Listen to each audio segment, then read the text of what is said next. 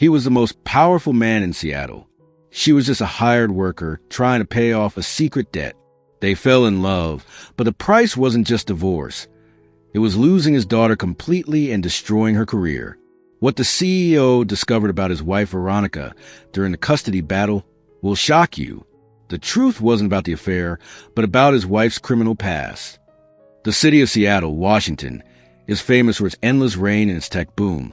But in Medina, the wealth was so thick it seemed to swallow even the light itself. There, in a mansion made of glass and steel with a sweeping view of Lake Washington, lived Julian Vance. At 45 years old, he was a founder and CEO of Vance BioTech, a company worth billions.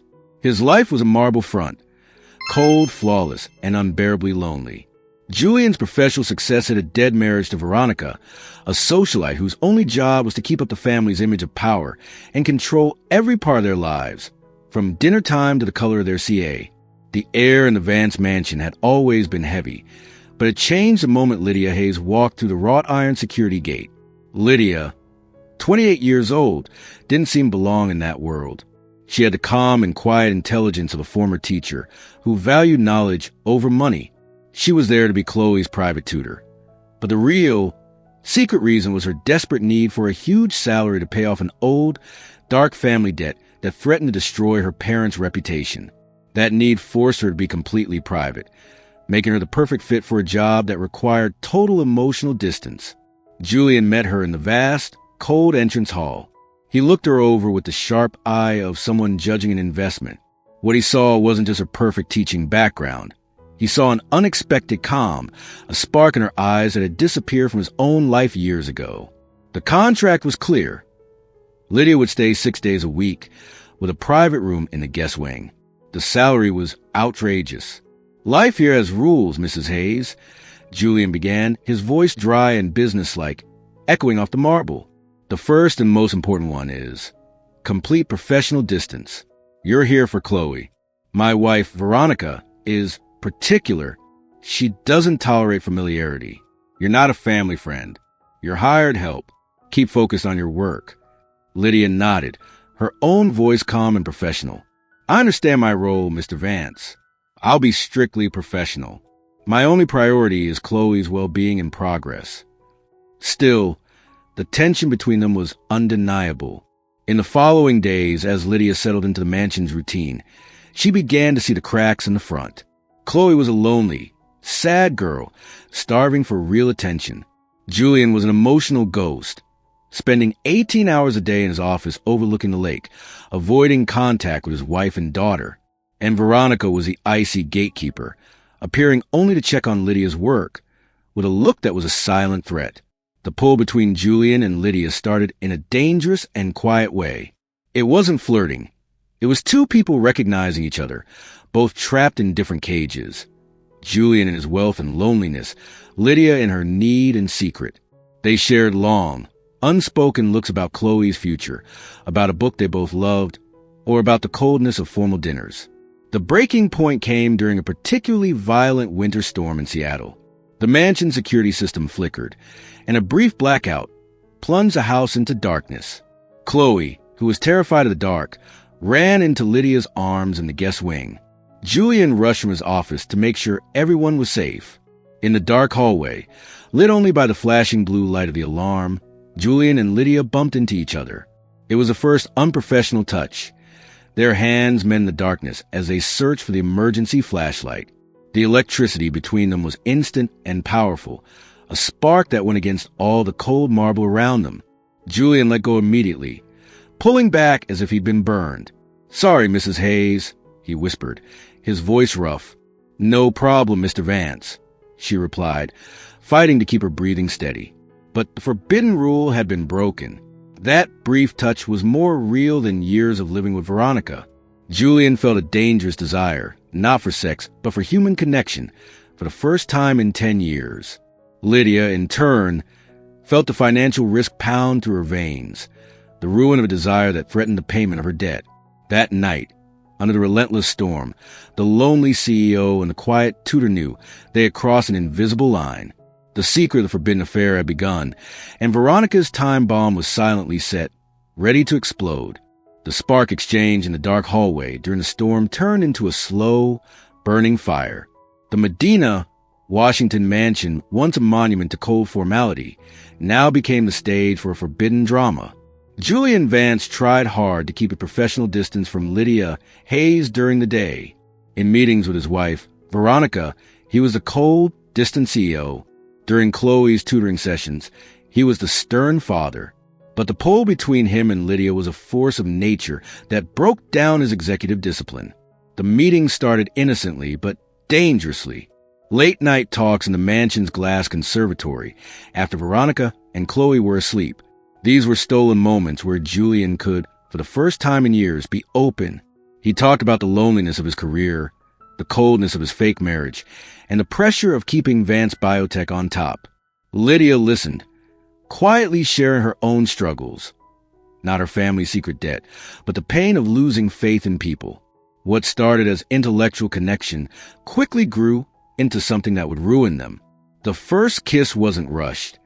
It was the unavoidable explosion of months of held-back tension.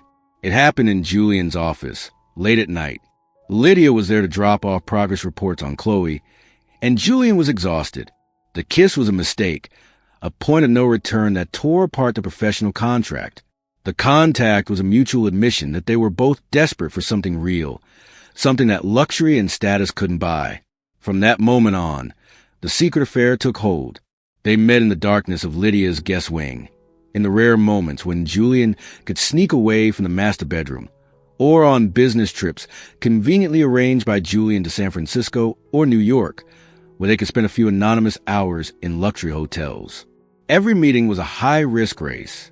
They knew that one tiny mistake would cost Lydia her life-changing job and Julian his marriage, his reputation, and potentially a big part his empire. The risk only made the desire more intense and destructive. However, Veronica's silent watch was tightening. Veronica was a controlling socialite, but she wasn't stupid. She had a sixth sense for threats to her status. She noticed the small changes in Julian. The different perfume, the distraction at fancy dinners, the unexplainably late return from a charter flight to Silicon Valley. The target of her suspicion, of course, was Lydia. Veronica didn't see Lydia as a tutor. She saw her as a status predator, a beautiful young woman who represented a biological danger to her marriage of convenience. Veronica began using surveillance tactics that were as cold as a marble in a house. She installed monitoring software on Chloe's laptop. She started making unannounced visits and asking tricky questions to Lydia about Julian's schedule. In a moment of unbearable tension, Veronica confronted Lydia in the main hall. "Mrs. Hayes," Veronica said, her voice like ice, "you're too pretty to be just a teacher. Remember, the payment is for your work, not for your company. Discretion is an unwritten part of your contract. If you cross any line that threatens my family or my reputation, I guarantee your career will be destroyed, and you'll have to explain to your parents why that family debt of yours wasn't paid." The threat was brutal and direct. Veronica had discovered Lydia's financial secret, or at least suspected it. Fear froze Lydia's blood. The money she was earning to save her family was now the high-risk leash, keeping her close to Julian. The affair, once exciting, became a desperate dance on the edge of a cliff. Julian was blinded by his newly discovered love. Lydia was terrified of the cost of being discovered. The stage was set for the inevitable implosion of the Vance mansion. The air in Medina was thick with anticipation and danger. Veronica Vance wasn't just suspicious anymore. She was hunting. After her veiled threat to Lydia, she stepped up her watch. She had quietly hired a forensic investigation team, disguised as security consultants, to search the mansion for anything out of place. She knew that the key to her power and status wasn't Julian's love, but rock-solid proof of his cheating, which would guarantee her the most in a bitter divorce. Julian and Lydia, blinded by the intensity of their forbidden love, started making deadly mistakes. The pressure of hiding was crushing their caution. At a charity dinner in Bellevue, a wealthy nearby suburb, where Julian was supposed to be with Veronica, he lied about a last-minute meeting. Instead, he met Lydia at an anonymously rented loft in downtown Seattle, a place they thought was safe. The biggest mistake, however, happened in the mansion itself. One night, while Julian was waiting for an emergency business call, Lydia came to his office. The meeting, meant to be a quick exchange of words, grew into passion. They were careless and passionate on the leather couch of his office, the same one where Julian usually closed million-dollar deals. In the heat of the moment, Lydia dropped a pearl necklace she always wore, a sentimental item from her mother. The necklace rolled under a large Persian rug. The next day, Veronica made her move. She faked a last-minute trip to New York for an art auction, leaving Julian relaxed and Lydia temporarily relieved. But Veronica never left Washington State. She was at a luxury hotel near Redmond, secretly monitoring the mansion's security system. As soon as Julian left for his office, Veronica returned. She knew where to look for proof, not in cameras, but in signs of closeness. She searched Lydia's guest wing and then Julian's office. She noticed the Persian rug slightly lifted in the corner and pulled it with calculated force. There it was, Lydia's pearl necklace. Physical, tangible, undeniable proof that Lydia had been in the office and that the forbidden line had been crossed. For Veronica, that necklace wasn't just jewelry. It was a time bomb she needed to take down Julian and secure her own financial future. The satisfied smile on her face was cold and predatory. Veronica acted quickly. She called in her most ruthless lawyer, based in Los Angeles, known for destroying reputations in high-level divorces. She made a deal. The lawyer would have full power to expose the affair, guaranteeing her a substantial half of Vance BioTech and Julian's public humiliation. The price would be the total destruction of Lydia's career and full custody of Chloe, making sure Julian would never see her again. The news of Veronica's discovery reached Julian and Lydia when they were in San Francisco, thinking they were safe and in love. Julian got a call from his legal director, who was panicking. Julian, Veronica is coming back, and she has lawyers. She has physical evidence. What's going on? Julian felt his blood run cold. He looked at Lydia, who had gone pale, and knew the nightmare had begun.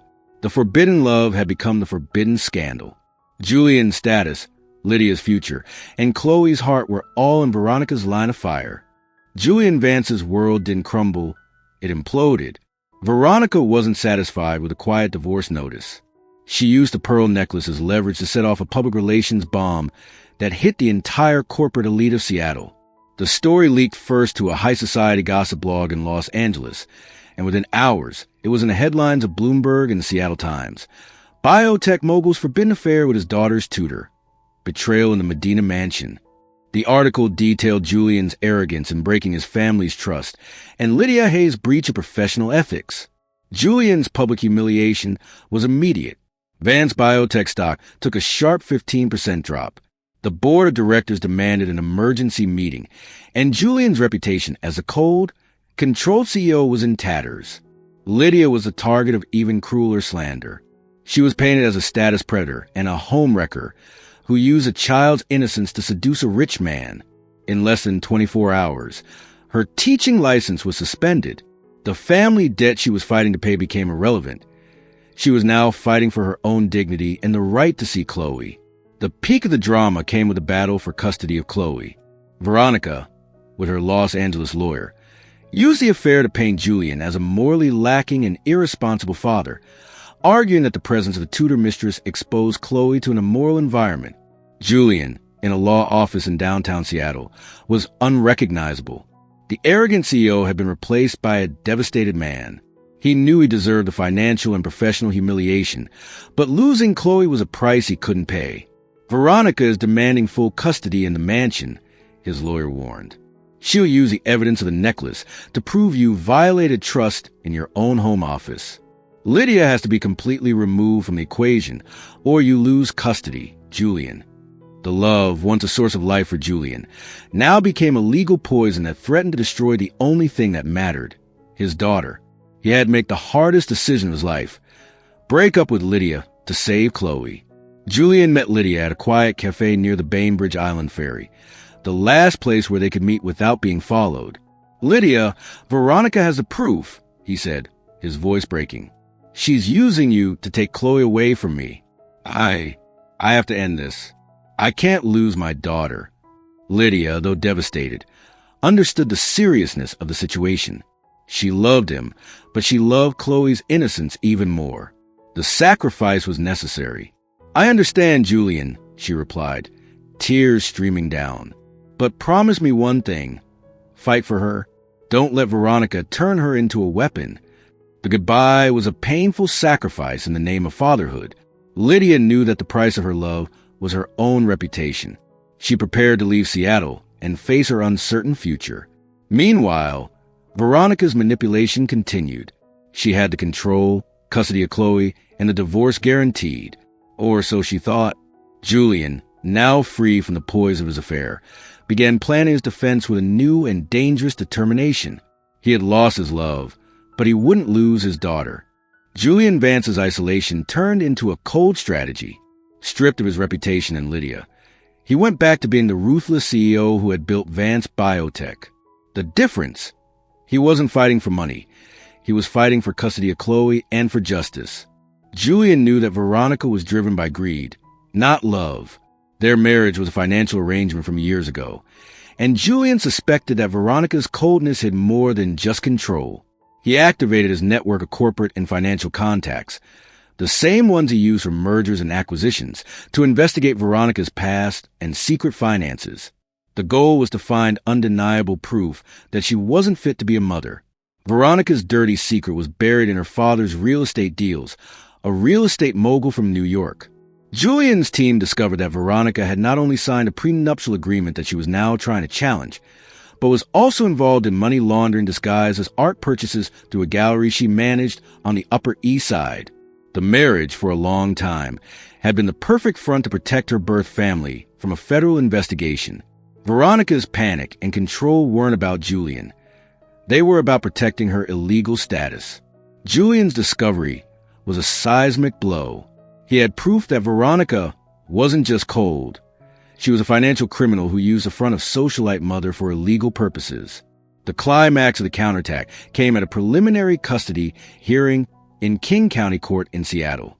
Veronica, confident and wearing designer clothes, was presenting Julian's case as a morally bankrupt father. When Julian's lawyer stood up, he didn't argue about the secret affair. He got straight to the point. He presented encrypted documents and bank statements from Geneva and New York that exposed Veronica's money laundering web. The courtroom plunged into chaos. Veronica's lawyer went pale, and Veronica lost all her composure. The judge, shocked by the seriousness of the criminal evidence, ordered an immediate investigation. Julian was no longer on the defensive. He had reversed the roles. Veronica was now the moral and legal threat, and he was a father protecting his daughter from a criminal network. The price of his forbidden affair had been high, but the price of Veronica's hypocrisy was prison and the total loss of her dignity. Julian won full temporary custody of Chloe. The fake marriage had imploded. Veronica, facing federal charges, was forced to flee Seattle. However, in his victory, Julian felt an emptiness. He had saved Chloe, but lost Lydia, the only person who had truly seen him in years. He realized that the real reward wasn't a victory in court, but the chance to be a real father to Chloe. He had paid the price for his affair, but now he had his daughter. The mansion in Medina felt different now. The cold marble that once echoed with Veronica's icy control now held a warmth that Julian had never thought possible. 6 months had passed since the custody hearing that changed everything. Veronica was in federal custody in New York, awaiting trial for money laundering and fraud. The divorce was finalized, and Julian had full custody of Chloe. But winning the legal battle was only the beginning of the real fight, becoming the father Chloe deserved. Chloe had changed. The bright, isolated 12-year-old girl had become quieter, more withdrawn. She had witnessed her parents' marriage explode in the most public and painful way possible. She had lost her tutor, the one person who had shown her genuine affection, and watched her mother being led away by federal agents. The trauma was deep, and Julian knew that no amount of money or legal victories could heal it overnight. Julian made a decision that shocked the board of Vance BioTech. He stepped down as CEO, not permanently, but he moved to an executive chairman role, reducing his day-to-day responsibilities by 70%. The company could run without him micromanaging every detail. His daughter couldn't. He hired a child psychologist Dr. Sarah, who specialized in family trauma. The sessions were difficult. Chloe was angry. Angry at Veronica for being a criminal, angry at Julian for having an affair, and angry at herself for missing Lydia despite everything that had happened. "Why did you have to fall in love with her, Dad?" Chloe asked one evening, sitting on the edge of the conservatory where Julian and Lydia used to meet in secret. "Why couldn't you just be normal?" Julian felt the weight of that question crush his chest. How could he explain adult loneliness and desperation to a 12-year-old? How could he justify breaking the rules when he had always taught her to follow them? "Chloe," he began, sitting beside her, "I made a terrible mistake, not in caring about Lydia. She's a good person, but in how I handled it. I was lonely and lost, and instead of fixing my marriage or ending it properly, I took the coward's way out. I hurt you, I hurt Lydia, and I even hurt your mother, despite everything she did. I'm sorry. I know that doesn't fix anything, but I need you to know that I'm learning to be better. For you." Chloe didn't respond immediately.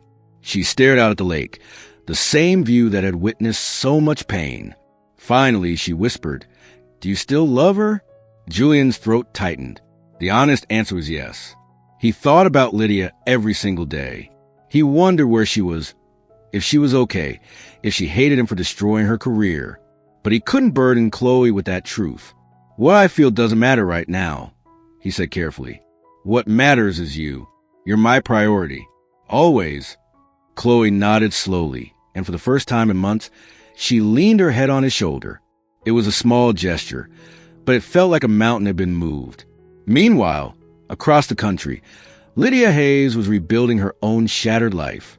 She had fled Seattle the day after Julian ended their relationship, unable to face the media circus and the professional destruction. Her teaching license had been suspended in Washington, and the scandal had followed her like a shadow.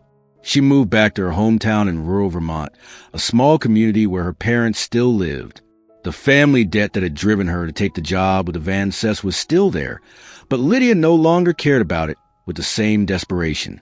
Her parents, upon learning the full story, had been heartbroken, not because of the affair, but because Lydia had sacrificed so much trying to protect them from a debt that, in the end, they could have managed together. "Lydia, honey," her mother said one cold Vermont morning, "you gave up your dignity for us. We never asked you to do that." "I know, Mom," Lydia replied, staring into her coffee. "I thought I was being noble, but I was just scared. Scared of failing you. Scared of being poor again. Scared of being ordinary. And look where it got me." Lydia took a job at a local bookstore in Burlington, Vermont. It was a far cry from the six-figure salary in Medina, but it was honest work. She also started volunteering at a community center, tutoring underprivileged kids in reading and math. Slowly, she began to find purpose again, not in money or status, but in helping others without any hidden agenda. But she couldn't stop thinking about Chloe, the little girl who had been caught in the crossfire of adult mistakes. Lydia had loved Chloe genuinely, and losing her had been almost as painful as losing Julian. She wondered if Chloe hated her now, if she thought Lydia had used her to get close to Julian. The thought haunted her every night. One evening, Lydia received an unexpected email. The sender was Dr. Sarah, Chloe's psychologist. The message was brief but profound. "Ms. Hayes, I'm reaching out with Chloe's permission. She's been working through a lot of pain, and one of the recurring themes in our sessions is you. She misses you. She doesn't understand everything that happened, but she knows you cared about her. I'm not asking you to respond immediately, but I wanted you to know you mattered to her. You still do. If you ever feel ready, a letter to Chloe, something age-appropriate that helps her understand you didn't abandon her by choice, might help her healing. No pressure, just a thought. Dr. Chun." Lydia read the email 3 times, tears streaming down her face. Chloe didn't hate her. Chloe missed her. The realization was both healing and heartbreaking. She sat down that night and wrote a letter, not to Julian, but to Chloe. It took her 4 hours and a dozen drafts, but she finally got it right. "Dear Chloe," it began, "I'm so sorry for confusion and pain I caused. You are one of the brightest kindest people I've ever known, and teaching you was one of the greatest joys of my life. I want you to know that none of what happened was your fault. Adults make mistakes, and sometimes those mistakes hurt the people we love most. I hope you're doing okay. I hope you're reading lots of books and asking lots of questions. You're going to do amazing things, Chloe. I believe in you. Always. Lydia. She mailed a letter to Dr. Chun, who promised to share it with Chloe during their next session. Lydia didn't know if it would help, but at least she had tried. It was a small step toward redemption, but it was something. Back in Seattle, Julian was also trying to find redemption. He sold the Medina mansion, the glass and steel monument to his failed marriage, and bought a smaller, warmer home in the Madison Park neighborhood. It had a backyard, a fireplace, and none of the cold formality of the old place. He wanted Chloe to have a real home, not a museum.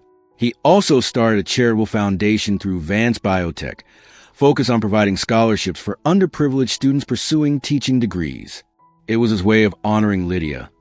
Even though she would never know, he named it the Hayes Education Fund, using her maiden name, so it wouldn't attract media attention. It was a quiet tribute to the woman who had shown him what real connection felt like. One Saturday afternoon, Chloe came home from a session with Dr. Chun, holding a letter. Julian saw the Vermont postmark and felt his heart stop. He knew who it was from. Dad, Chloe said quietly. Lydia wrote to me. Julian's hands trembled. What did she say? Chloe handed him the letter. Julian read it slowly, his vision blurring with tears. Lydia's words were kind, honest, and selfless. She didn't try to justify the affair or blame anyone. She simply told Chloe that she mattered and always would. Do you think she's okay? Chloe asked. I don't know, sweetheart, Julian admitted. But I hope so. Do you think we'll ever see her again? Julian looked at his daughter, seeing the hope and pain mixed in her eyes. He wanted to say yes. He wanted to promise that somehow, someday, they could all heal together. But he had learned the hard way that some promises couldn't be kept. I don't know, he said honestly, but I know that she loved you, and that's something no scandal or distance can change. Chloe nodded, clutching the letter to her chest. For the first time in months, Julian saw a small smile on her face. It wasn't happiness, not yet, but it was a beginning of healing. And that was enough for now. 2 years had passed since the scandal that destroyed and rebuilt the Vance family. Chloe was now 14, a thoughtful and mature teenager who had learned far too much about adult complexity far too young. Julian had settled into his new role as a present father and part-time executive. Veronica had been sentenced to 8 years in federal prison and had disappeared from their lives entirely. The media had moved on to newer scandals, and the Vance name was slowly being rehabilitated. Lydia Hayes had built a quiet life in Vermont. She had earned her teaching license back after 2 years of appeals and character references. She now taught English at a small private school in Burlington, where the parents valued her dedication and the students loved her patience. She had dated a few people, a local carpenter, a college professor, but nothing stuck. The ghost of Julian Vance and the memory of their forbidden love still lingered in her heart, though she rarely spoke of it. The reunion happened in the most unexpected place, a national education conference in Boston. Julian's Hayes Education Fund had grown into a significant force in education reform, and he had been invited to speak on a panel about corporate responsibility in public education. Lydia, now a respected educator, had been invited to speak on a different panel about innovative teaching methods for at-risk youth. They didn't see each other at first. The conference had over 3,000 attendees, and Boston Convention Center was massive, but fate, or coincidence, had other plans. Julian was walking through the exhibitor hall, browsing educational technology booths, when he heard a voice that made his blood run cold and warm at the same time. I think tactile learning is especially important for students with attention challenges. Sometimes a hands-on project can unlock understanding in ways that lectures never can. He turned slowly, and there she was, Lydia Hayes, standing at a booth for a literacy nonprofit, speaking passionately to a small group of teachers. She looked different, older, more confident, with shorter hair and glasses she didn't used to wear. But her eyes, those intelligent, kind eyes, were exactly the same. Julian felt paralyzed. Should he approach her? Would she want to see him? The last time they spoke, he had broken her heart to save his daughter. He had no right to disrupt her new life. But before he could decide, Lydia glanced up and their eyes met. The world seemed to stop. 2 years of distance collapsed in an instant. Lydia's professional smile faltered, and Julian saw a flash of pain, surprise, and something else. Something that looked like relief. She excused herself from the conversation and walked slowly toward him.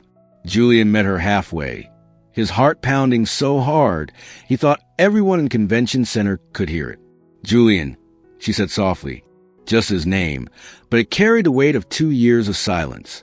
"Lydia," he replied, his voice rough. I didn't know you'd be here."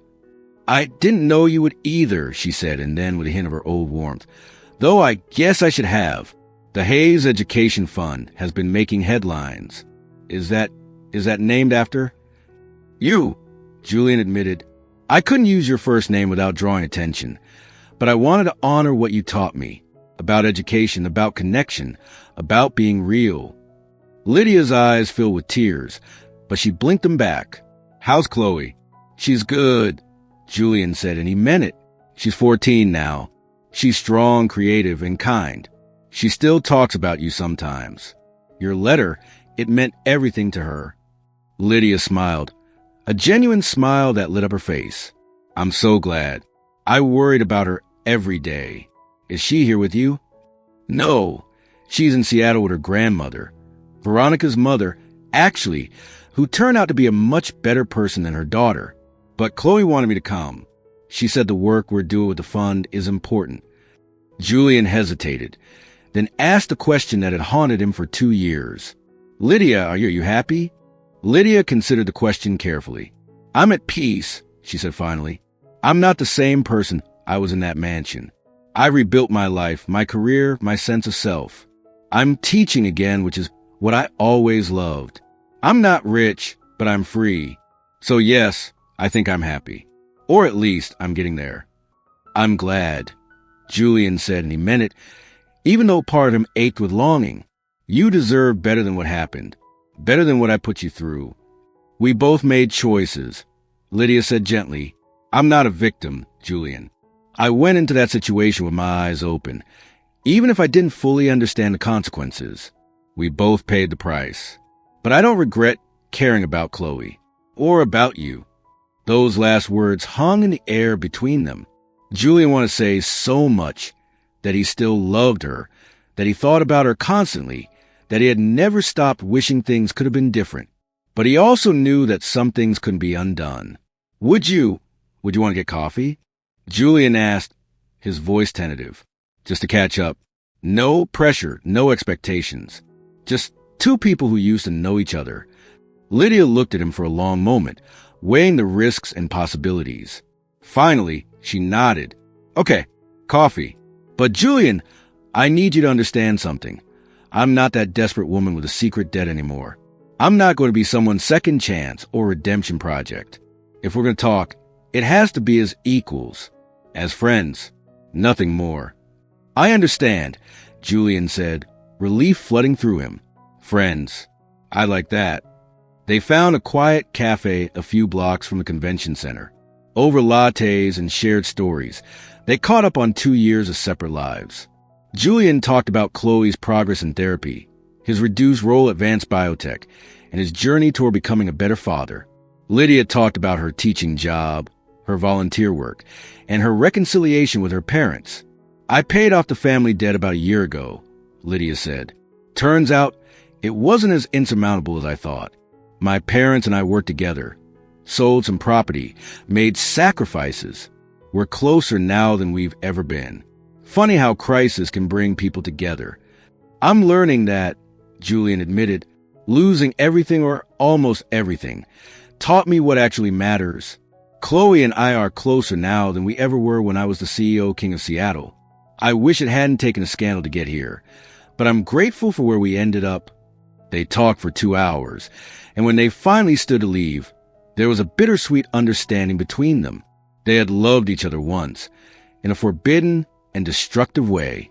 But they had both grown beyond that. They were different people now, shaped by pain and resilience. Julian, Lydia said as they stood outside the cafe, "I'm glad we ran into each other. I'm glad you're doing well. And I'm really glad Chloe is okay. That's all I ever wanted."